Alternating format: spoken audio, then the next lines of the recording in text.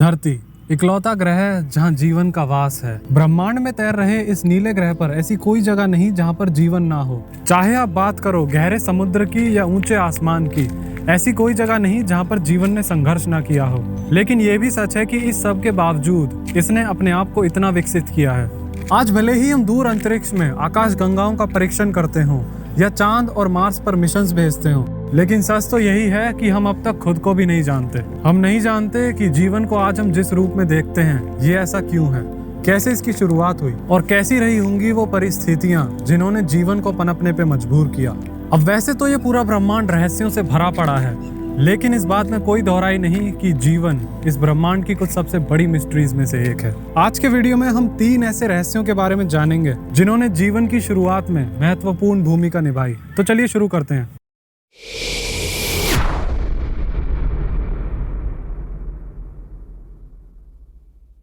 आज से करीब 4.5 अरब साल पहले जब पृथ्वी नई थी तो ये ऐसी बिल्कुल नहीं थी जैसा कि हम आज इसे देखते हैं। ये एक धधकता आग का गोला हुआ करती थी जिसपे कॉम्प्लेक्स जीवन तो क्या, माइक्रो ऑर्गेनिजम्स का भी पनपना असंभव था।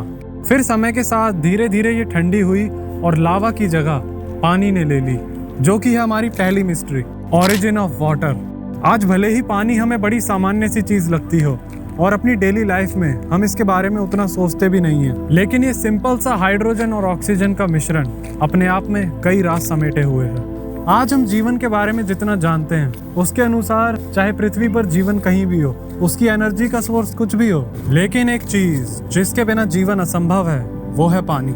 धरती पे पानी कैसे आया और कैसे इसमें जीवन की शुरुआत हुई, ये कुछ ऐसी बातें हैं जो आज वैज्ञानिकों की समझ से भी परे हैं। देखो, प्रॉब्लम बड़ी सिंपल है कि पृथ्वी के जन्म के समय वो काफी गर्म थी और कोई भी वाटर मॉलिक्यूल अगर उस समय धरती पे एग्जिस्ट करता तो वो भाप बन जाता। ऐसी कंडीशंस के बावजूद आज हम देखते हैं कि धरती पे 70% सिर्फ पानी है। लेकिन कैसे? आज वैज्ञानिकों के पास कई थियरीज हैं कि धरती पे पानी कैसे आया, जिनमें से सबसे पॉपुलर थियरी ये कहती है कि अंतरिक्ष में तैर रहे ये उल्का पिंड अपने साथ पानी को धरती तक लेके आए। लेकिन हमें ये नहीं भूलना चाहिए कि ये सिर्फ थियरीज हैं। असल में धरती पे पानी का स्रोत क्या है हम नहीं जानते। इस बात को झुटलाया नहीं जा सकता कि पानी मॉडर्न साइंस की कुछ सबसे बड़ी मिस्ट्रीज में से एक है। बढ़ते हैं अपनी अगली मिस्ट्री की तरफ, जो है लाइफ यानी जीवन। How did life start in that water? आज हम इंसान इतने एडवांस्ड हो चुके हैं कि पृथ्वी पे एक कोने से दूसरे कोने तक जाना हो या स्पेस में कोई मिशन लॉन्च करना हो, हर चीज हमारे लिए बस चंद समय की बात रह गई है। इंसान जो आज इस पृथ्वी का सबसे बुद्धिमान जीव होने का दावा करता है, कैसा होगा अगर मैं आपसे कहूँ कि इसकी शुरुआत गहरे समुद्र में हुई थी? इतना तो हम सब जानते हैं कि हमारे पूर्वज बंदर थे, लेकिन क्या आप जानते हैं कि बंदर होने से पहले हमारे पूर्वज क्या थे? तो चलिए मैं आपको बताता हूँ। आज के मॉडर्न इंसान की शुरुआत 2 लाख साल पहले अफ्रीका के जंगलों में हुई थी, जहाँ हमारे पूर्वज कुछ ऐसे दिखते थे और जानवरों का शिकार करते थे। ये तो आप सभी जानते हैं। और ज्यादा गहराई में ना जाते हुए चलिए जानते हैं कि इन बंदरों का इतिहास क्या था। बंदरों से पहले हम पृथ्वी पे रेंगने वाले जीव हुआ करते थे, जैसा कि आज आप क्रोकोडाइल्स और जाइंट लेपर्ड्स को देख सकते हो। उससे पहले हम समुद्र में तैरा करते थे, बहुत हद तक आज की मछलियों की तरह। और अगर इससे भी पीछे जाएं तो हम माइक्रो ऑर्गेनिजम्स हुआ करते थे। और यही है हमारी दूसरी मिस्ट्री। हम नहीं जानते कि कैसे जीवन की इस सूक्ष्म रूप में शुरुआत हुई। हम नहीं जानते कि एग्जैक्टली क्या हुआ था उस समय और किन कंडीशंस ने इन माइक्रो ऑर्गेनिजम्स को जन्म दिया और क्यों दिया। अब होने को तो ये भी हो सकता है कि जीवन की शुरुआत धरती पे हुई ही ना हो, लेकिन कई वैज्ञानिक मानते हैं कि ऐसा हो ही नहीं सकता। पिछले कई दशकों से साइंटिस्ट्स लैब में शुरुआती पृथ्वी जैसी कंडीशंस क्रिएट करने की कोशिश कर रहे हैं, जिस पे पानी नया था। वैज्ञानिकों का मानना है कि अगर वो इसमें सफल हो जाते हैं तो वो कुछ ऐसे सिंपल सेल्स क्रिएट करने में सफल हो जाएंगे जिनसे 4.5 अरब साल पहले जीवन की शुरुआत हुई। साल 1950 साइंटिस्ट हैरोल्ड यूरी और स्टैनली मिलर ने यह सिद्ध करके दिखाया कि लाइफ के कुछ सबसे basic building blocks amino acid glycine को सिंथेसाइज किया जा सकता है कुछ गैसेस का यूज करके, जो कि अर्थ के एटमॉस्फेयर में बिलियंस ऑफ ईयर्स पहले एग्जिस्ट करा करती थी।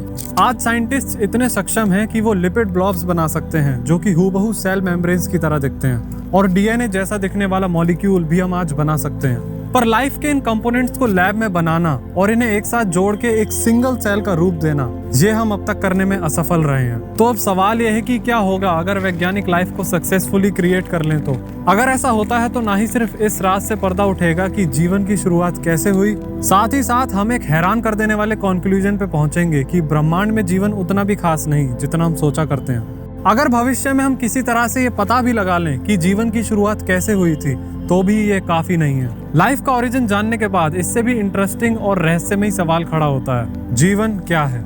What is life anyway? सुनने में ये सवाल बड़ा ही सिंपल लगता हो, लेकिन ये कुछ उन सवालों में से है जिसका जवाब हम इंसान हजारों सालों से ढूंढने की कोशिश करते आए हैं। अब हो सकता है कि हम इस सवाल का जवाब कभी जान ही ना पाए, क्योंकि जवाब भी उस सवाल का जानो ना जो लेजिट हो, और इस केस में इस चीज की बहुत ज्यादा पॉसिबिलिटी है कि ये सवाल ही बेबुनियाद हो।